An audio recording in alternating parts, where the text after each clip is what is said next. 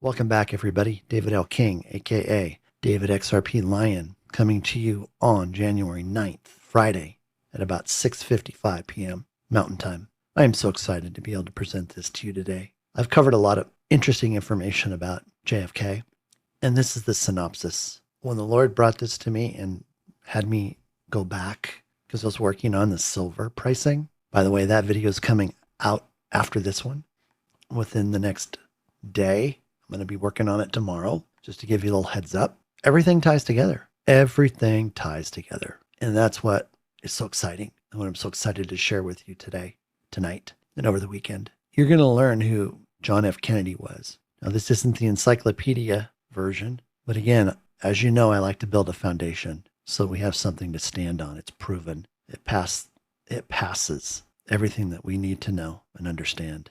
NESARA. He's the father. The grandfather was Lincoln. He's related to Lincoln. He's a Colony. Everyone's related, and it makes total sense. Why? But John F. Kennedy, President John F. Kennedy, is still alive, and I'm going to show you how. Book of Isaiah, chapter 14, verse 27 says, "For the Lord of hosts called forth, and who will annul it? His hand is stretched out, and who will turn it back?" That is a scripture to stand on with regards to everything that President John F. Kennedy stood for while he was in office. Pass this word out. This is a must-see video. And we know we're not trying to prove dates, but what it does, it supports events. And whatever conclusions you draw from this, they're your conclusions. I'm simply here at the call of the Lord to be his messenger, to provide you with information so that you can make the best informed decision for yourself. I'm not here to try to sway you. I don't bring in my opinion. This is all coming from the Lord. This is about over a week in the making, and we just finished it up. And that's when I went into the studio to begin to record this. But hang on. As I always suggest, just watch it first. You don't want to miss anything. You can go back and watch it again and take notes, but hang on. Here we go. John F. Kennedy, he lived a purpose-driven life with a purpose-driven plan. He was born, let me back up. He became president on January 20th of 1961, and that presidency ended on November 22nd, 1963. His life is a legacy. And for those of you that know, it goes way back, his lineage, his legacy, and it's a timeline.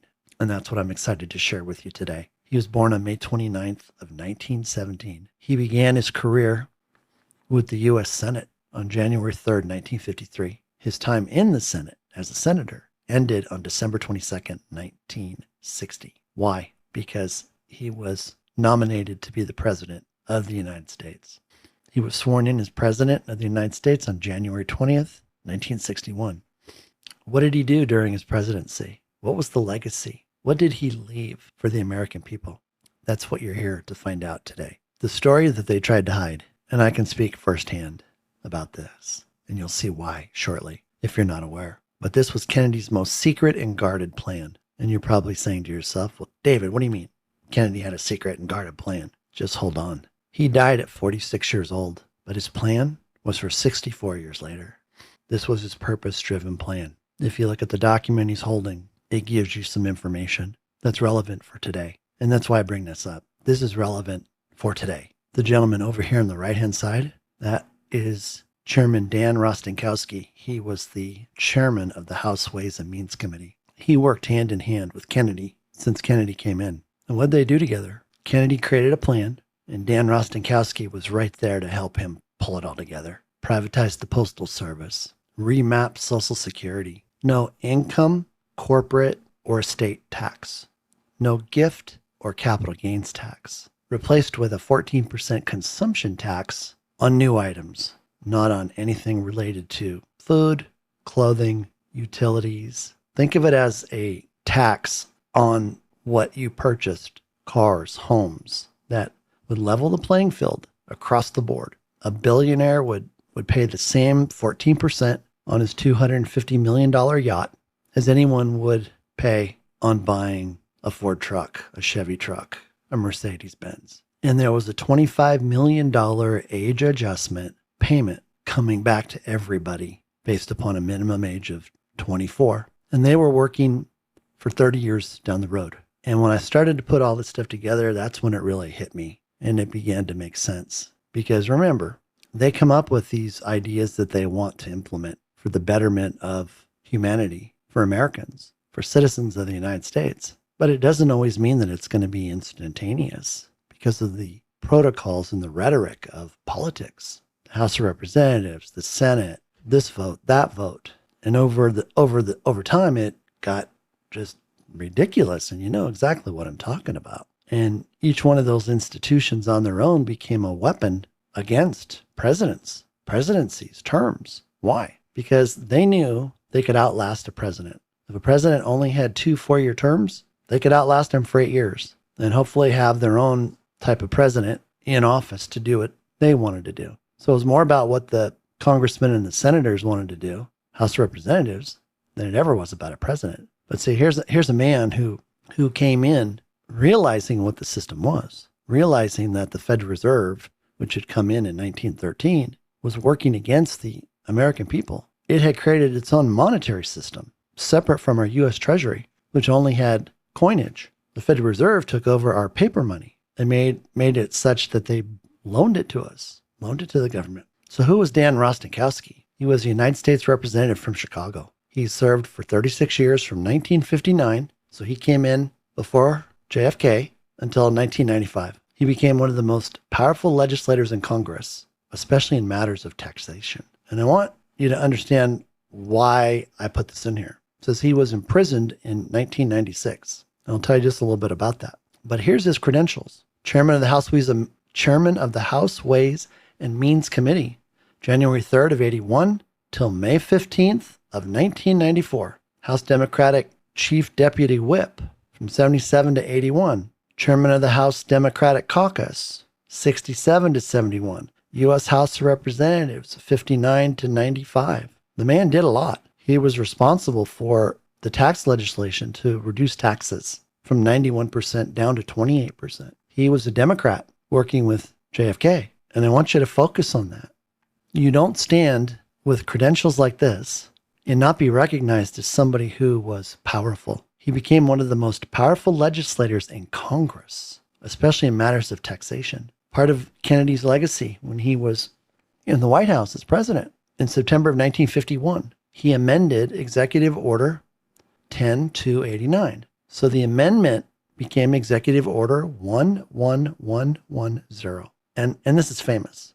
Everybody knows about this executive order. This is when he signed it. This is when it was filed. So June 4th, 1963. Shortly after Kennedy came into the presidency, he met with President Sukarno, who was a very powerful man. He was in control of a lot of money, humanitarian money. He was a cousin to JFK, lineage-wise. Now, I'm not here to prove or disprove the Green Hilton Memorial. It's my understanding it was an agreement where Sukarno, not wanting to deal with the nefarious Khazarian mafia, fake Jew bankers, decided he would work directly with JFK. JFK wanted to remove the Federal Reserve from its role in our monetary system. He wanted to get back to a currency standard that was backed by gold. I went ahead and pulled up a narrative that I found on this agreement, and you can read through it.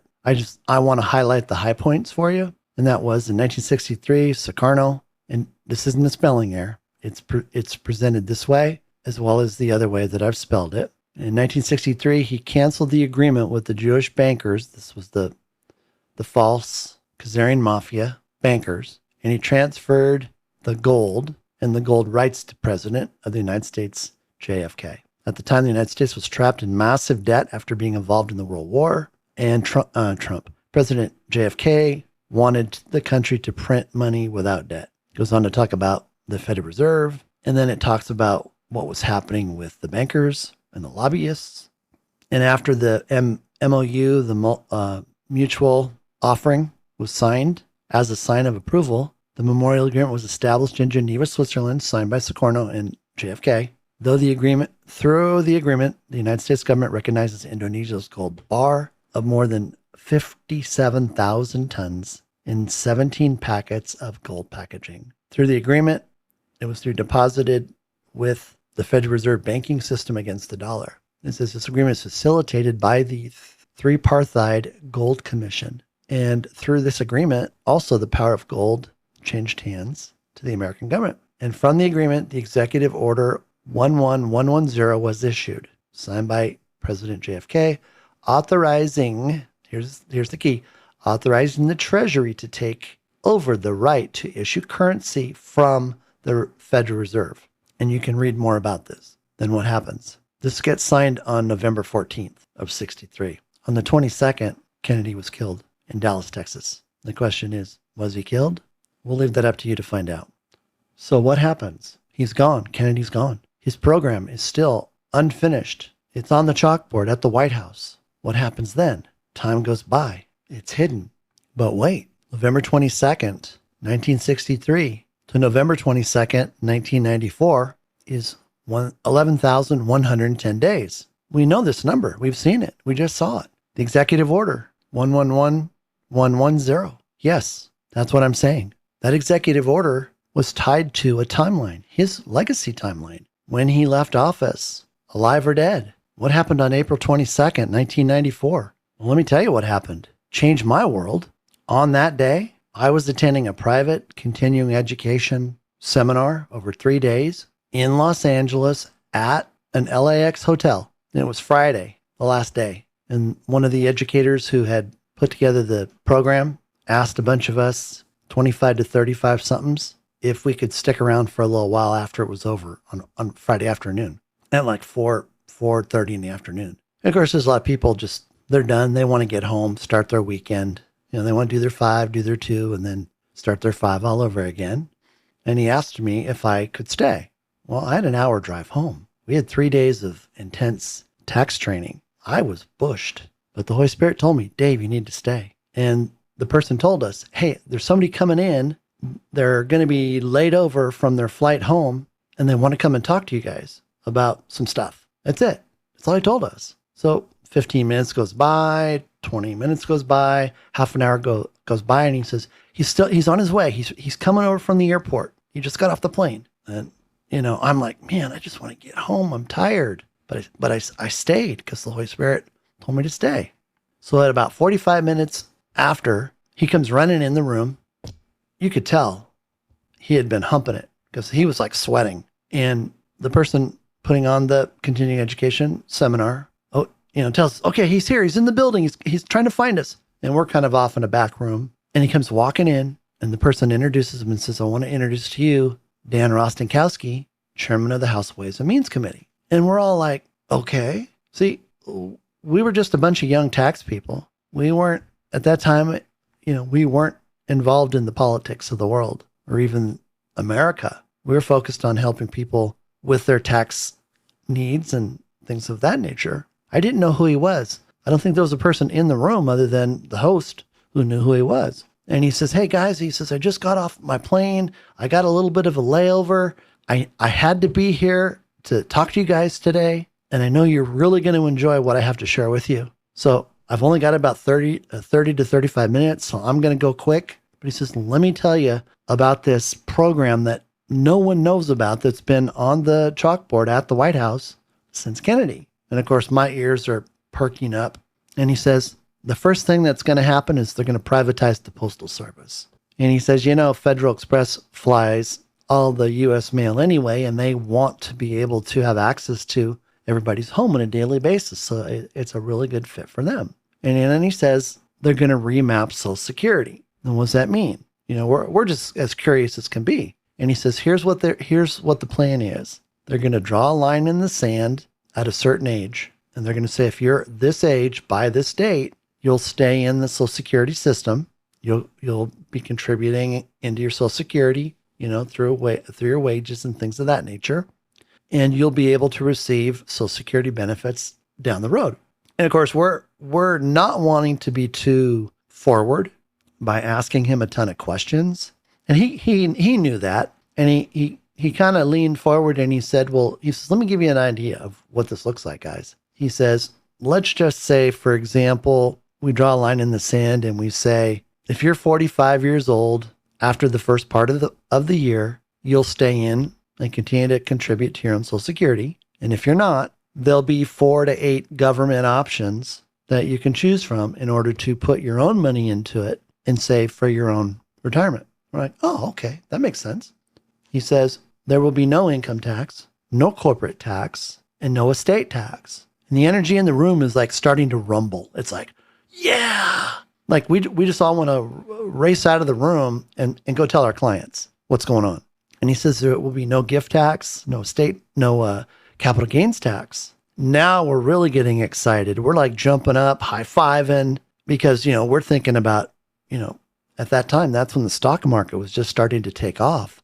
People were investing into 401ks. So everybody was looking about growing their money. And now if you could do it without any taxes associated with it, how much more is it going to grow, right? And he says, because there won't be any taxes on income or gains or retirement or IRAs or anything like this, he says, there'll just be a flat 14% consumption tax.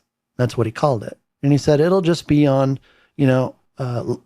cars and homes and things that people would buy, not on your day-to-day necessities, medication, food, clothing, etc. He says, but here's the part that I'm really excited to tell you guys about.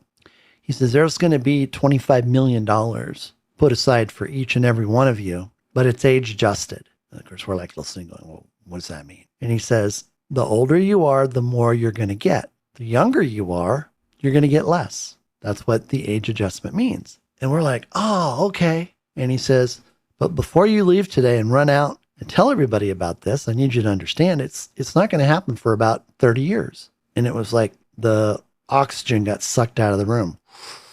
And we're going, I remember physically going, oh man, 30 years. And he goes, but he goes, let me tell you guys why this is so amazing for you guys, us 25 to 35 somethings. He goes, you guys are going to be at the age when this activates, you're going to get the maximum payout. Now, everybody's head spinning. We're trying to figure out what just happened. He's looking at his watch because he's making sure he's going to get out the door in time. And there wasn't a big question and answer period. It was just like, guys, here it is. This is what's on the chalkboard from Kennedy, going back to Kennedy. I worked with him on this, and this is what the White House is going to do. Having never heard this at all. Mind you, Mike Kennedy, November 22nd, 1963. We're now April 22nd, 1994. That's a few years. It's like that, 30 years away. And then he's saying another 30 years away. But he says, just be patient. They know what needs to be done. It's going to happen. And he said, just go live your life like you normally would and just kind of keep the timeline in the back of your mind about what's going on. So that was it. Everybody left. I remember I wrote a white paper on it and figured out what the benefits for everybody would be. I even did more analysis on this amount because this wasn't just this amount 30 years away. It was this amount growing for 30 years. And that's in my video put out called 3 Payouts, where I cover that. And that in itself is an extraordinary view to see exactly how that played out. So what happened after this?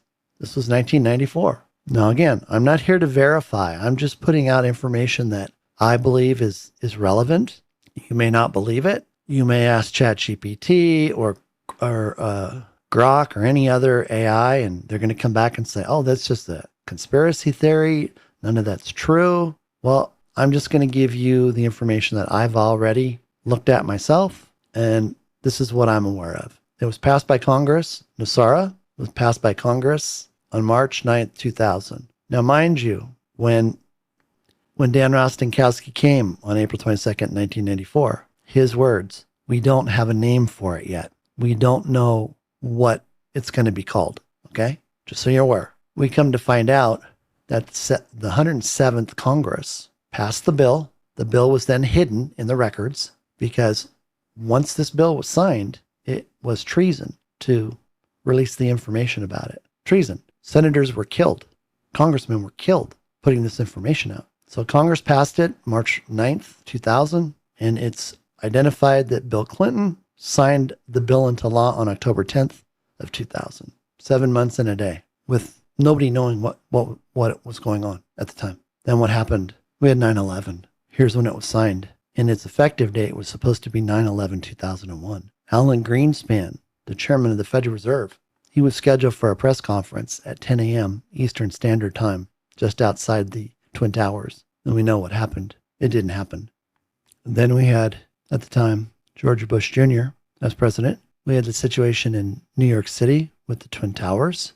And we had George Bush Sr. Now, it's said that George Bush, former U.S. president, and before that, director of the CIA, had taken over a $419 trillion humanitarian fund to use for his own personal, political, and war agenda to keep NESARA from ever happening for the people of America. I remember at the time, shortly thereafter, one time, that on 9/11/2001, $600 billion in gold bullion was stolen from underneath the Twin Towers, disappeared. And it was part of what was to be used to back our new monetary system.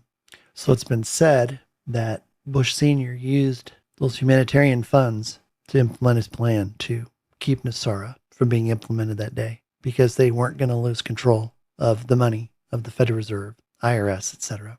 So let's come back here. So we've got April 22nd, 1994 to September 20th, 2024. There's that number again, 11,110 days. Executive Order 11110. Do you see what's going on here, everybody? This day was crucial. That's why Rostenkowski was adamant he had to be there to tell us about this program on that date. And then we roll forward again to this date. Go look up in history what was going on here. I believe history was set for Trump to still be in the White House, but that didn't happen. So now we go from September 20th, 2024, to when Trump came back into the White House, January 20th, 25. It's 122 days. Then we go from January 20th of 25 to January 11th of 26, 357 days. Well, guess what calendar is really close? The calendar in 1582, when they took off the days to convert from Julian to Gregorian. They took 12 days off the calendar. But what does it all look like? November 22nd, 63 to April, 11,110 days. April to September, 11,110 days. January 11th, 2026. January is 1. 11 is 11. 2 plus 2 plus 6 is 10. 11110. Kennedy's executive order number. One more time. When I saw this, I just couldn't believe it. I could not believe it. And the Lord had told me earlier in the week on Monday, he brought up that executive order. And I thought, Lord, why are you bringing this up? Well, now I know why. Now I know why. So remember back when we saw Kennedy was 46 years old and change when he supposedly passed away? From his inauguration in 61 to January 11th, 2026, it's the mirror of his age. 64 years, 11 months, 23 days. That's why in the slide it says about 65 years away. So where does that leave us? Right now, the Kennedy program is NESARA in the White House. Privatization of the Postal Service, remapping Social Security, no income, corporate estate tax, no gift capital gains tax, the 14% consumption tax, the 25 million age adjusted. The 65-year calendar timeline is up. It expires on Sunday, 1/11/2026. 11110, everybody. There's no other combination. There's no other date that achieves that. Now, 9/11, the mirror of that is January 19th, 11/9, just to put it out there. But we already have all the gold. So JFK's legacy is being fulfilled. It has been fulfilled. The keys are turned. The evil has been eradicated. We're simply waiting for the announcement from President Trump, our CIC, Commander-in-Chief, to tell us it's time. It's here. And all we're doing is waiting. That's all we're doing. I'm not saying January 11th is the day it gets announced, but we can check that box that the correlations of Kennedy's executive order number I've just proven. Everything timelines itself out to January 11th, 2026. WWG1 WGA, where we go one, we go all. John F. Kennedy saw what was going to happen. He worked with Dan Rostenkowski to lay it all out. The evil Khazarian mafia, fake Jews, bankers, Temple Bar, knew they couldn't keep it under wraps forever, but they tried. They tried. They've been defeated. If it hadn't been for John F. Kennedy, Dan Rostenkowski, and President Trump with the alliance, and all the people in between, we would not be stepping into NESARA. Now, mind you, this is restoration from the Almighty, the creator of all things, above, below, inside, and outside this universe. It was destined before the beginning of time, before the foundations of this world were created. So there wasn't anything going to stop him. But JFK stood in the gap. Dan Rostenkowski stood in the gap. No one would remember Dan Rostenkowski if I hadn't been at that meeting. Who here has told the story? No one except for myself. That's why I had to be there. That's why he called me to be his messenger, so that I could share with you what he has shared with me with regards to this whole legacy plan, it being fulfilled. There isn't anybody that has spent more time, has been in the right places at the right time than where God has put me. And I'm so humbled to have been chosen to do that. And I just want to say thanks, Dan. Kennedy, I'm sure, because they were personal friends, would say thanks, Dan. He'd say thanks, Donald. Thanks, everybody. I hope you enjoyed this information. I hope you share it with your friends. This is David L. King, a.k.a. DavidXRPLion. Stay tuned for the silver video that's coming up in the next day or so. God bless.